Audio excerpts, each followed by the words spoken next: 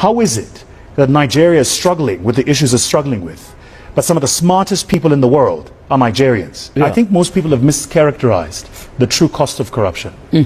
I don't think the true cost of corruption, rather let me say it differently, I don't think the most expensive line item in the cost of corruption, right, is what it's done to the economy.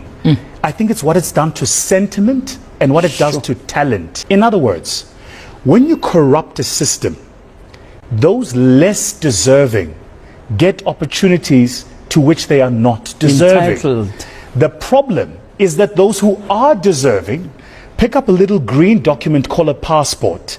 They get on a plane And go elsewhere. and they leave. Now, there are some people watching this who go, no, they must go.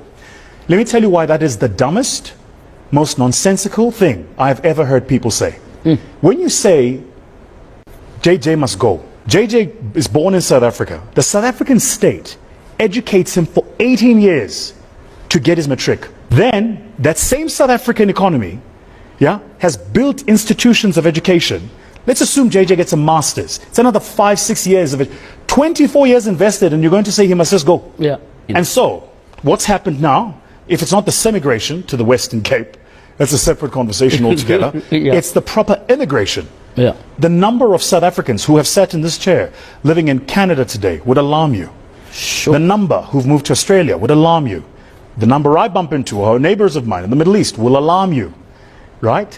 Because what talent does, when you distort this thing about effort versus reward, is talent goes where it will be rewarded. My goodness. It doesn't have to put up with the nonsense. It gets on a plane and it leaves. If you looked at the top 100 investment bankers in Wall Street today, you'd find a healthy percentage of them are Nigerians. The top brain surgeons in the world today, healthy percentage of them, Nigerians. The top investment banking lawyers in the world today, healthy percentage of them, Nigerians. Sure. What does that tell you?